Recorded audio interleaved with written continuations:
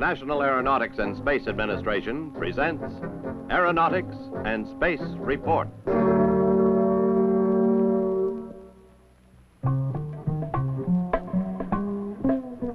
Many scientists consider Jupiter the most fascinating of the outer planets. More than 1,000 times the size of Earth, its surface is hidden by a dense layer of clouds, clouds that form slate blue, yellow, brown, and pink bands around its circumference.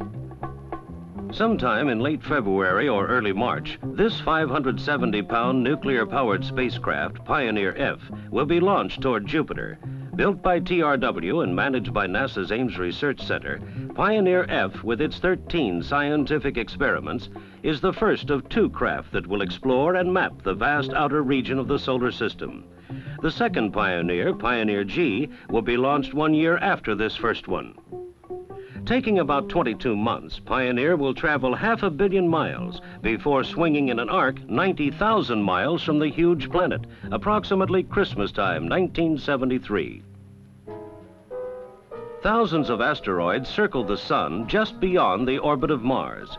Pioneer will spend 6 months to a year passing through this 150 million mile wide belt of tiny planets.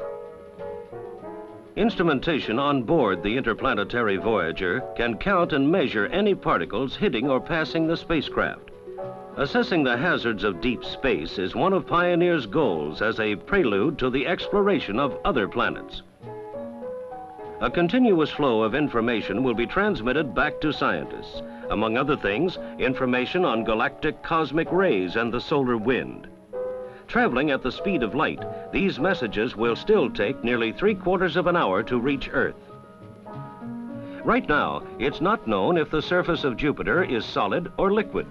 Violent storms churn up its atmosphere, storms believed to be caused by the planet's rapid spinning, twice as fast as Earth. It is surrounded by 12 moons, 3 larger than Earth's moon. Jupiter today may be very similar to what is believed primitive Earth was like several billion years ago. The Pioneer flights should provide new understanding.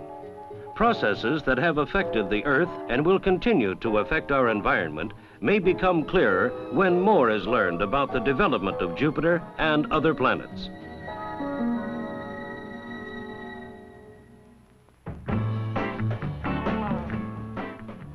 As jet planes have increased in size and power, a problem recognized as a hazard for many years has become more critical: vortices, tornado-like patterns of air generated in the wake of planes. Because they are invisible, the swirling air masses are especially dangerous to lighter aircraft taking off or landing behind large jets. Recently, engineers from NASA's Langley Research Center conducted tests at the hydronautics ship model basin in Laurel, Maryland. They used a 300-foot-long tank filled with water to study the vortex problem. These tests are unusual because until now, the research had to be done on full-sized airplanes flying at low level past smoke towers. A 6-foot scale aircraft is used for the tests. As strategically placed nozzles on the model shoot dye into the water, simulating air currents, cameras record the event for future analysis. This type of research very closely duplicates the vortex problem, allowing engineers to make many measurements under controlled conditions and do it inexpensively. This has been an Aeronautics and Space Report presented by NASA, the National Aeronautics and Space Administration.